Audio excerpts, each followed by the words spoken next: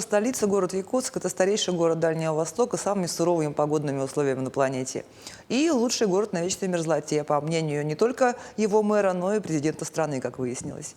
Однако вопрос качества дорог и дворов территории столицы остается одним из самых острых для ее жителей, а это сегодня минимум треть всего населения республики.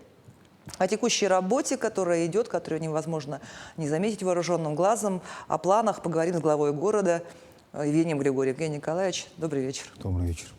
Ну, разрешите, я начну немножко с автоп-темы. Да?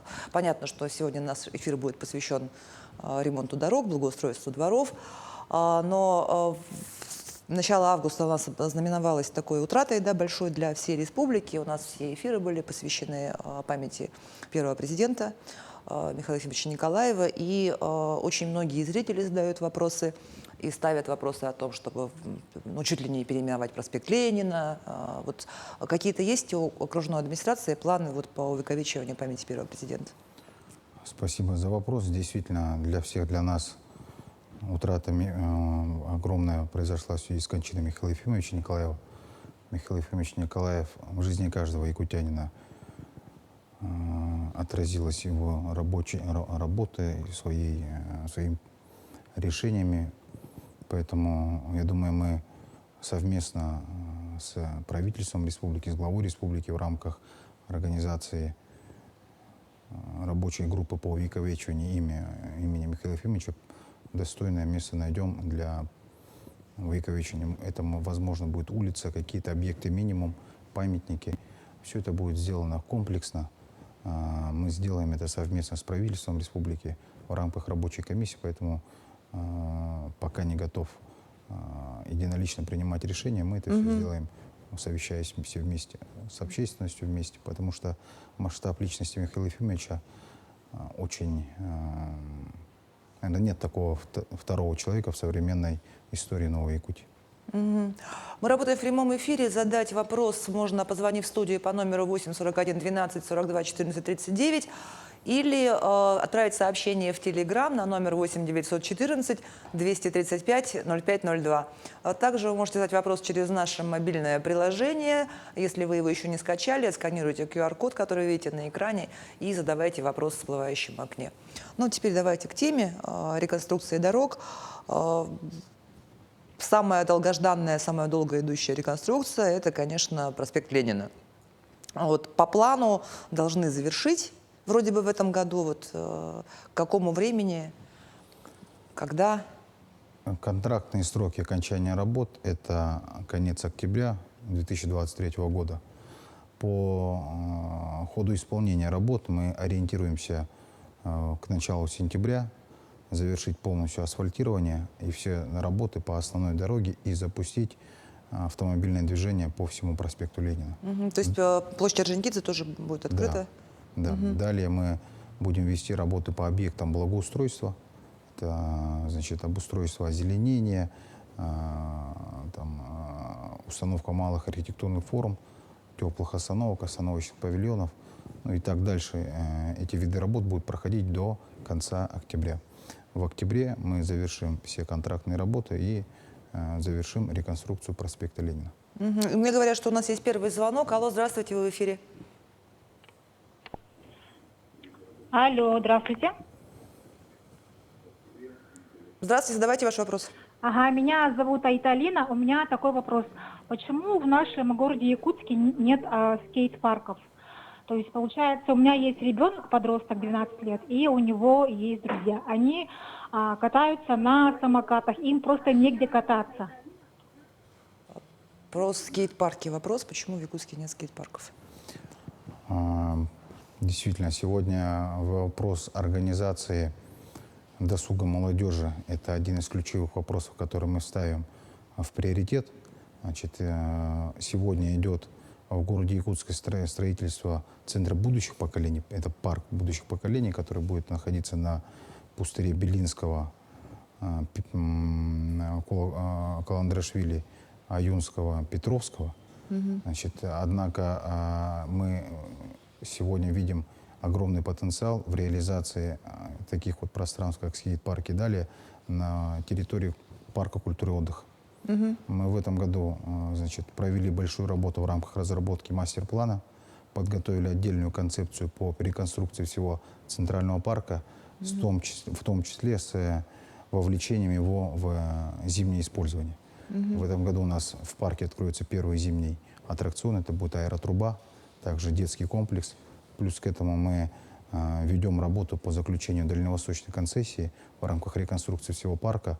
В том числе внутри будет скейт-парк летний и будет строительство аквапарка, зимнего круглогодичного аквапарка. И скейт-парк тоже появится, да, Скейт-парк получается, тоже в появится в рамках... парке, да. В рамках реконструкции парка мы сделаем современный экстрим-парк, там и BMX, и скейт, и ролики, все, что молодежь любит, а у нас молодежь активная, в городе много. Ну, кстати говоря, про проспект Ленина, мы же видим, что там все-таки появились велодорожки, Да. и это будет некое такое кольцо, да? Ну, велодорожки мы делаем уже осознанно, системно, начиная с 2020 года. У нас по количеству велодорожек мы уже перевалили десятки километров и будем продолжать это делать, потому что уверенно полгода в году мы видим, как активно граждане используют велосипед как средство индивидуальной мобильности. И экологичное Да, средство. экологично, да. А у нас есть еще один звонок. Алло, здравствуйте, вы в прямом эфире. Николаевич, хотел поинтересоваться, когда будет отремонтирована улица Дзержинского от Кальвицы до Орджоникидзе? Улица Дзержинского от Спасибо. Кальвицы до Орджоникидзе, когда будет отремонтирована?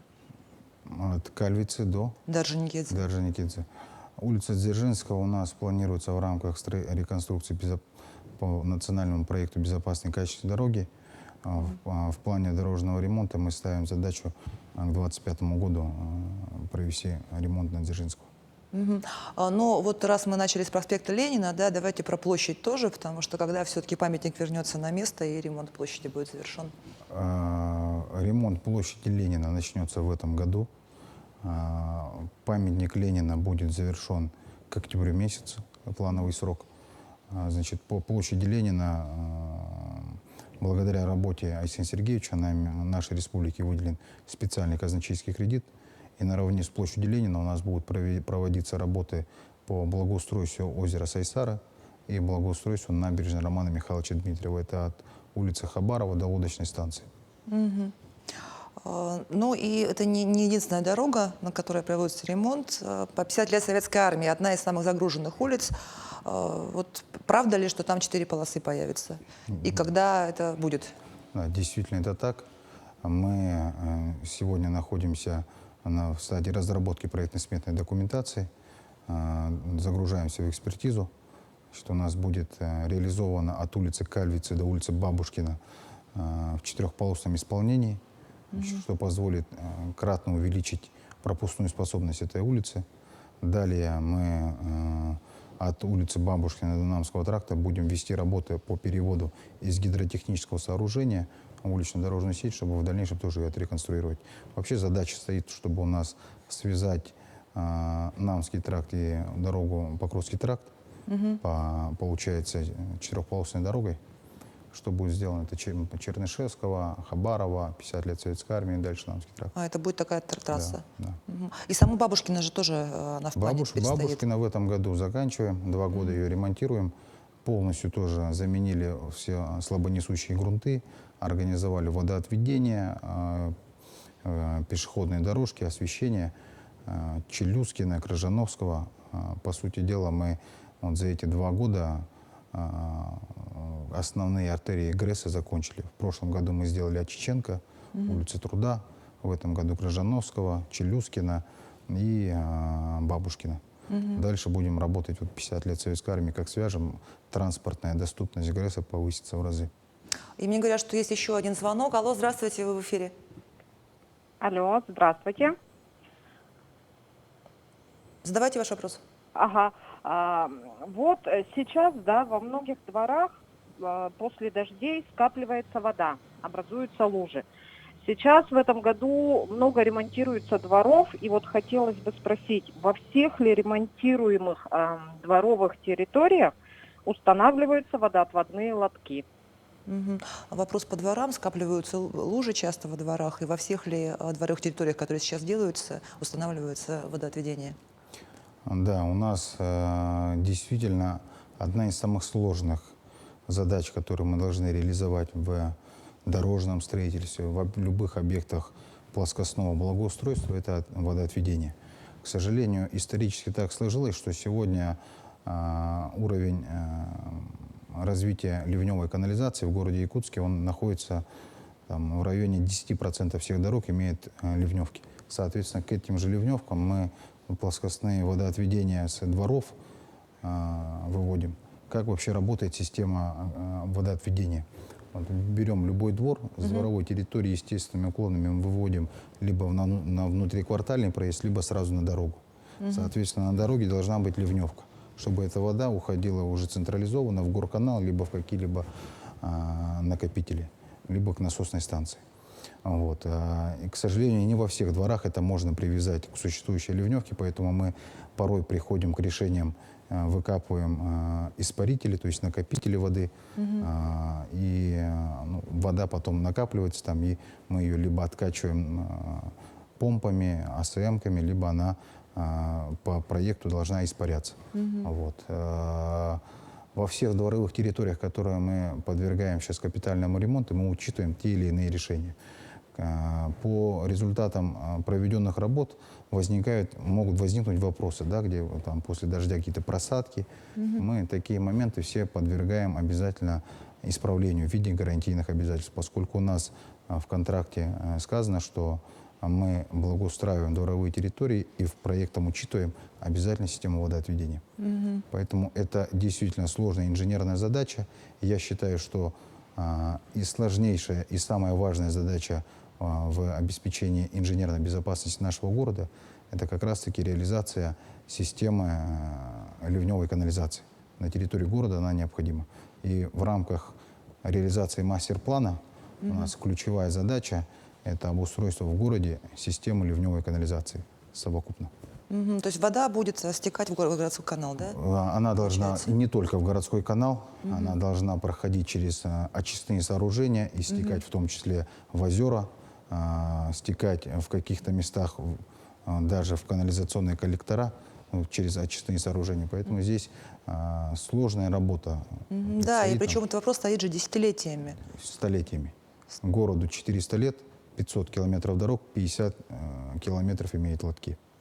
Столетиями. Вопрос нашему поколению предстоит это решить. Из этих 500 километров дорог большая часть, она вот сейчас ремонтируется и будет ремонтироваться в следующем году. Вы знаете, вот смотрите, мы за 4 года проведения национального проекта «Безопасные и качественные дороги» провели работы на 134 километрах дорог. Где-то мы построили новые дороги, где-то мы проводили реконструкцию или текущий ремонт, капитальный ремонт. Вот где можно было провести работы по восстановлению лотков либо построить новые, мы это делаем в рамках того, что нам пропускает экспертиза, в рамках соглашения по безопасным качественным дорогам и сметной стоимости. Вот. Где мы заходим текущим ремонтом, и этого элемента не было, к сожалению, мы видим, что не везде и всегда можно построить лоток. Стесненные условия, поэтому в этом году мы разрабатываем в городе схему ливневой канализации. Это документ, который будет схематично обозначен весь город и концептуально представлено, как должна быть реализована, насколько отдельных участков город должен быть разделен, куда какая вода должна по вертикальным отметкам стекать. Вот. А дальше мы на основании этой схемы ливневой канализации будем разрабатывать технико-экономическое обоснование для того, чтобы участвовать в федеральных конкурсах по привлечению федеральных средств для строительства. Очень просто. Цена 100 километров ливневок строительства будет порядка 10 миллиардов рублей. Ого. Без федерального финансирования это невозможно сделать. И у нас есть еще один звонок. Алло, здравствуйте. Вы в эфире говорите.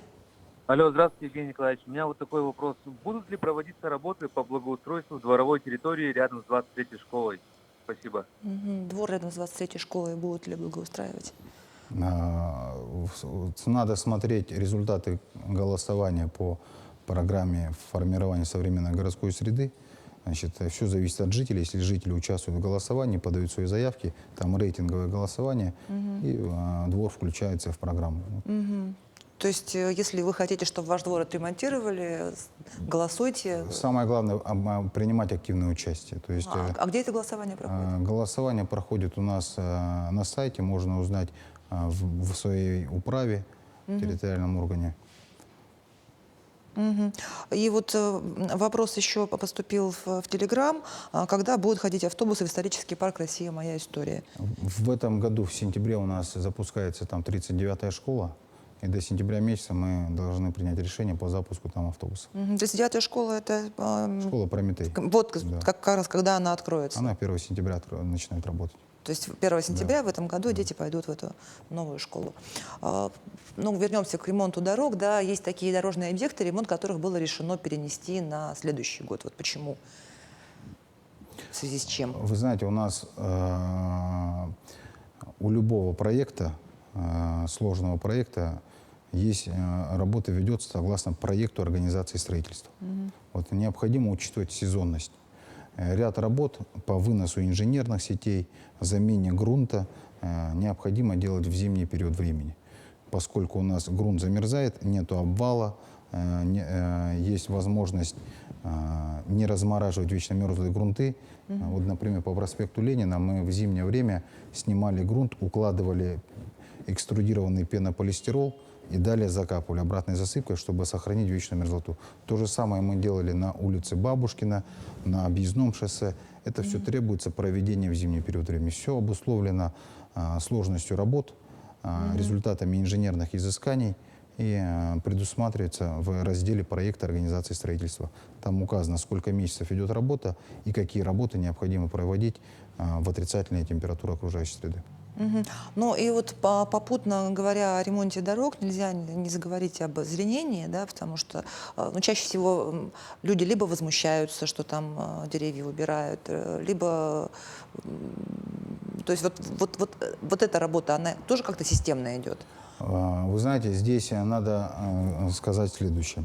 В городе Якутске действительно есть большая потребность в озеленении.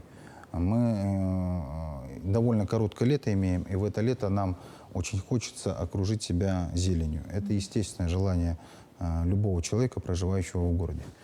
Однако мы сегодня видим, что, к сожалению, у нас нет специализированной организации на территории города, которая занималась бы озеленением.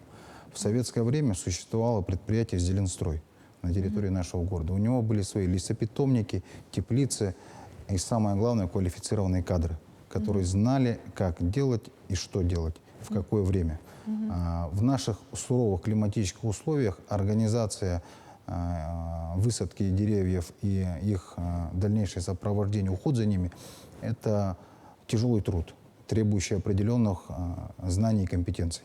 Вот, к сожалению, сегодня у нас нет такой высококомпетентной структуры в организациях этих работ на территории города. Что мы видим? Мы видим сегодня потребность выращивания этого всего дела. С этого года у меня есть советник, это дендролог профессиональный. Вместе с ним мы смотрим всю проектную сметную документацию любой дорожной работы, любого объекта капитального строительства и принимаем меры по тому, чтобы все это приживалось. Мы выработаем свой стандарт того, как надо было озеленять. Дальше мы будем способствовать тому, чтобы организации, которые существуют на территории города, которые способны и хотят работать, будут вовлекаться в рамках контрактов жизненного цикла. Значит, что я имею в виду? Мы будем работать над тем, чтобы условно улица Ильминская выставить на контракт озеленение этой улицы сроком на 5 лет. Чтобы предприниматель или организация зашла, обеспечила посадку деревьев, а также их приживаемость. Вот обратите внимание на проспект Ленина. На проспекте Ленина мы высадили зеленые насаждения, и 90% из них прижилось, потому что был заменен весь грунт до полуметра. И 90% прижимаясь в наших условиях, это очень хорошо, потому что грунт не засоленный, потому что правильно высажены, правильное удобрение и поливается. Вот с такими же подходами мы должны озеленением заняться везде, потому что по городу видно, где люди делали это профессионально, там приживается. Например, торговый жилой комплекс «Панорама». Очень хорошо боярышник сейчас там расцвел и чувствует себя. А там застройщик, по-моему, это делал. Застройщик делал. Вот застройщик сделал хорошо. К сожалению, не все застройщики так делают. К сожалению, у нас подход у некоторых просто повтыкали. Но мы это будем менять, искоренять. Сейчас уже с застройщиками проведем работу. со всеми. Требования к ним включает озеленение? Да, мы сейчас обязательно будем менять требования к озеленению, исходя из гарантийного срока приживаемости. Одно дело исполнить просто технически, повтыкать деревья, да? Другое дело грамотно заменить грунт, сделать удобрение, высадить в нужное время, в нужном порядке дерево. И желательно, чтобы это дерево было не из леса, а из питомника, потому что оно будет подготовлено к высадке. Там много нюансов. Вообще, в идеале, конечно, будет правильно восстановить организацию городскую, типа зеленстроя. Но это огромные расходы для бюджета, это десятки рабочих мест. Мы будем над этим думать, поскольку считаю, что озеленение в городе должно быть системно. Если мы сможем организовать эту работу с субъектами малого и среднего предпринимательства на территории города, мы сделаем это так. Если мы видим, что бизнес не готов будет обеспечить потребности города в озеленении, не останется другого выхода, мы будем создавать учреждения на базе города. А в этом году также большое внимание уделяется району старого города. Объекты культурного наследия нельзя перемещать по закону, но тем не менее там ведется восстановление исторических построек. Старый город 2. Старый город 2, да, Старый Залог. город 2, да, Залог. У нас идет работа по восстановлению дома. Переносим туда дом Валериана Васильева, переносим дом Манетаха. Это все мы делаем в рамках концессий. И все это включается в общую идею создания исторического центра нашего города. Старый город 2, Залог — это треугольник Крупская, Чернышевского, Ярославского, Дежнева. Мы не будем там строить новоделы. Мы будем восстанавливать исключительно старые исторические здания, делать их по современным требованиям, безопасными, обеспеченными всей инженерной инфраструктурой. Далее мы параллельно будем заходить с дорожным ремонтом, обеспечим там пешеходную зону, чтобы это стало туристической изюминкой нашего города. Но вот говоря о туристах, говоря о вот таком комплексном восстановлении исторического центра и так далее, нельзя не вспомнить про дизайн-код. Много в свое время говорили, много было критики. Вот, что там с этим дизайн-кодом и насколько он нужен? И как он вообще увязывается со всеми планами? Вы знаете, абсолютно понятно то, что визуальный эффект в городе имеет огромное значение на людей, живущих в этом городе. Это уже доказанная гипотеза всеми урбанистами, которые занимаются оформлением и жизнью людей в городах. Вот. Сегодня по проспекту Ленина, давайте начнем, есть утвержденный дизайн-код. Согласно утвержденному дизайн-коду, все вывески, все входные группы должны быть приведены в единый стандарт, соответствующий облику проспекта Ленина. Мы в этом году начнем работу с предпринимателями в рамках, понимая, что предпринимателям будет одномоментно тяжело провести работу по своим входным группам, вывескам, мы в городском бюджете предусмотрели 5 миллионов рублей на субсидирование этих расходов. Мы будем до 200 тысяч давать предпринимателям, которые готовы будут отреставрировать или отремонтировать свою входную группу, поменять вывеску. И начнем это все дело транслировать и расширять с проспекта Ленина. Безусловно, дизайн-код нужен на территории всего города, чтобы был единый архитектурный облик, чтобы не было кричащих вывесок. И вот эти торговые центры, которые увешаны вывесками, конечно, с ног до головы, этого конечно, уже все это должно не будет. соответствовать единому стандарту, чтобы было красиво и эстетично. Вопрос в Телеграм поступил. При ремонте на улице Чеченко в 2022 году не был сделан тротуар в районе магазина «Комто». Остановка спеццентра стоит на камнях, палках, кармана для автобуса нет. Будут ли доделывать? Вы знаете, все работы, которые были предусмотрены проектом, уже сделаны. Ввиду стесненных условий не везде и всюду получается установить тротуары, так как это может оказаться то ли частной территорией, то ли под этой землей может лежать охранная инженерная сеть, поэтому не везде удается сделать.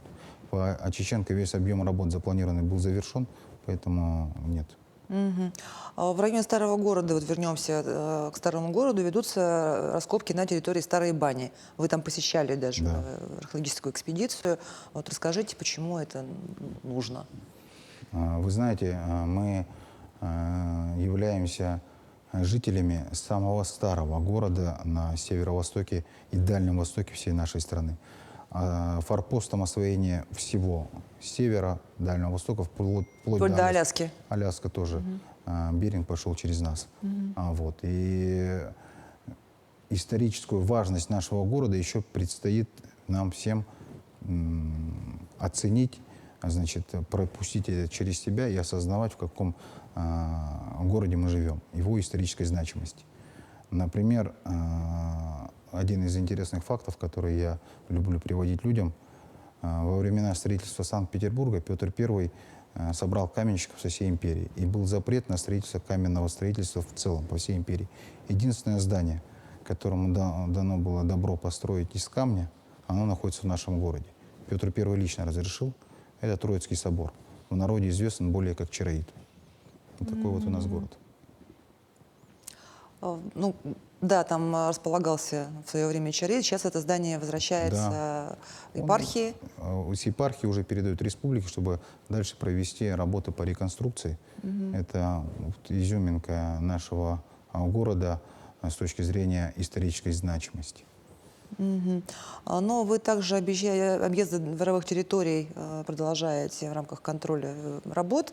Вот с чем приходится сталкиваться во время таких мероприятий? Там У нас бывает ли там жители караулят? выезд по двум сценариям происходит. Первый сценарий — это когда мы приезжаем и контролируем ход выполненных работ ранее, в прошлых годах, смотрим, какие есть замечания у жителей, и выставляем претензию в адрес подрядчиков.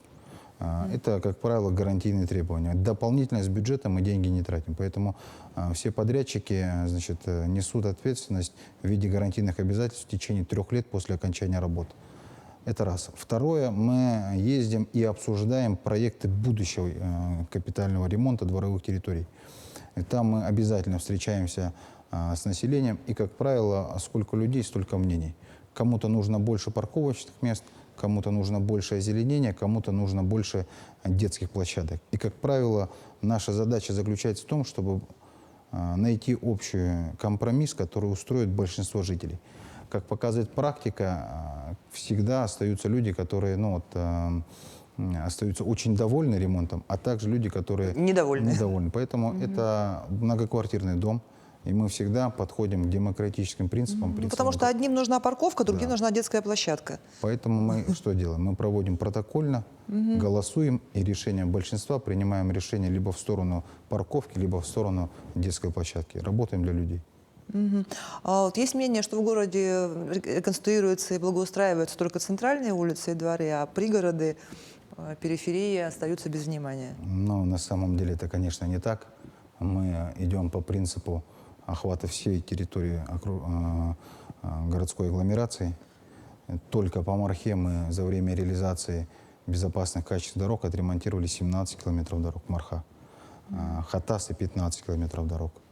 Значит, автодорожный округ порядка 20 километров дорог.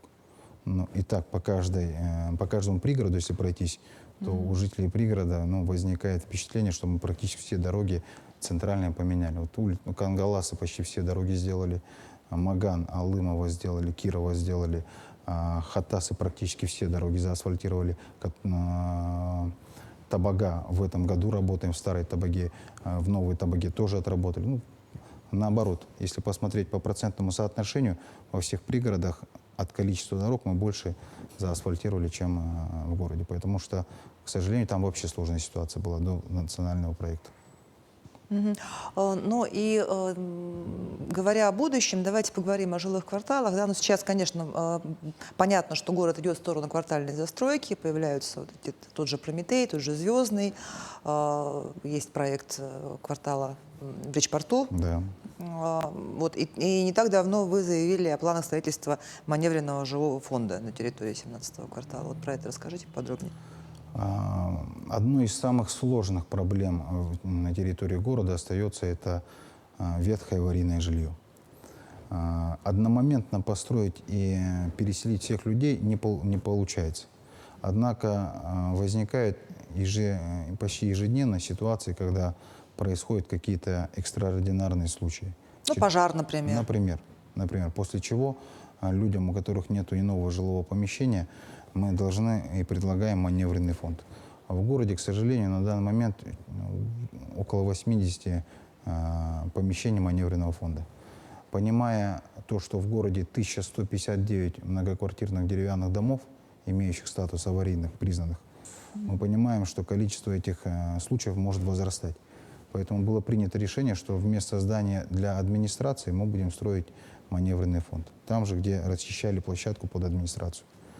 Провели работы по изменению проекта межевания, проекта планировки территорий. А в этом году планируем начать строить. Ага, то есть администрация на 17-й квартал не поедет, останется... Вынуждена пока так сделать до лучшего времени. А там будет маневренный жилой. А вы не боитесь, что маневренный жилой фонд станет как... Ну что, любое временное становится постоянным? Что... Вы знаете, нет. Потому что мы же туда переселяем людей, которые, как правило, из ветхого аварийного жилья. По программе ветхого аварийного жилья мы видим, что рано или поздно людям предоставляется жилье, либо компенсация за их изымаемое жилье по федеральной, муниципальной программе в рамках комплексного развития территории. Поэтому это точно временное решение.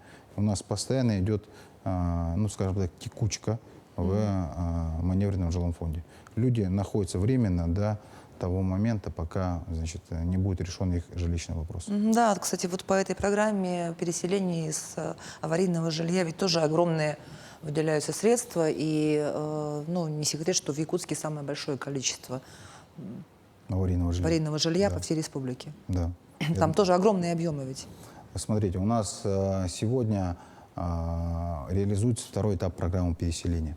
Переселяются дома, которые были признаны аварийными с 1 января 2012 года по 1 января 2017 года. Таких домов чуть более около 160 в нашем городе. Мы эту программу должны были реализовывать до 2025 года, переселять этих людей.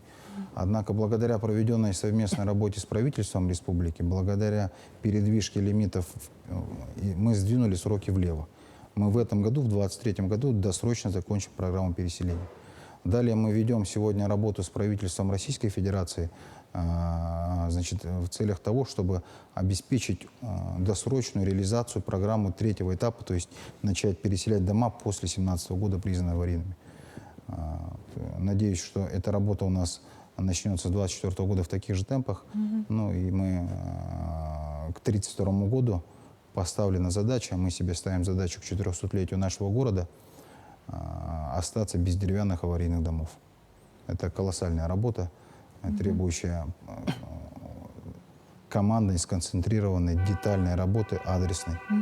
И здесь очень важен тандем, который мы сейчас ведем с Министерством строительства, правительством в целом республики. И нашу задачу эту свел воедино наш лидер, глава республики в своем указе 2046 о стратегическом развитии города Якутска до 2032 года. Там черным по белому сказано полная ликвидация ветхого аварийного деревянного фонда. Но раньше в Якутске было очень много домов деревянных, не признанных аварийными, которые, тем не менее, находились вот, в таком же состоянии. Да, сейчас как с этим? Мы за 2,5 года работы окружной администрации 99% всех деревянных домов признали статус аварийным. Мы системно провели эту работу, заложили в бюджет деньги и за счет оплаты из бюджета проводили техническое обследование, ну, и проводили общие собрания жильцов. То есть всю бюрократическую работу, финансовую нагрузку город взял на себя, и статус аварийности признан во всех деревянных домах, которые по факту ими являются. Ну вот про общественное пространство мы с вами немножко затронули, отвечая на вопрос про скейт-парки. Да, сказали, что парк будущих поколений, парк культуры и отдыха. Вот что-то еще. Озеро Сайсары, площадь Ленина, набережная Романа Дмитриева, парк Победы. Это вот ключевые проекты, которые мы реализуем сейчас на территории города. Это в течение какой перспективы примерно?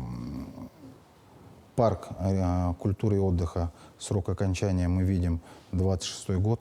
Значит, озеро Сайсара 25-й год, Романа Дмитриева следующий год закончим, площадь Ленина следующий год закончим. Ну и последний вопрос. Скоро День города. Вот что нас ждет, жителей и гостей столицы? Мы традиционно запланировали мероприятие, к которому горожане привыкли, народные гуляния, и будет салют. Салют обязательно. Да, салют будет, да. Ага. Ну что ж, спасибо вам большое, что пришли и ответили на наши вопросы. Ну, не будем забывать, что согласно данным Сахастата, почти 90% жителей Якутска указали, что им нравятся условия их проживания. Отлично, спасибо, рады стараться. Всем до свидания, спасибо. Ну что ж, на этом выпуск «Якутия Лайв» подошел к концу. Меня зовут Ирина Ефимова. Смотрите нас по будням в 19:15. Расскажем, чем живет Якутия.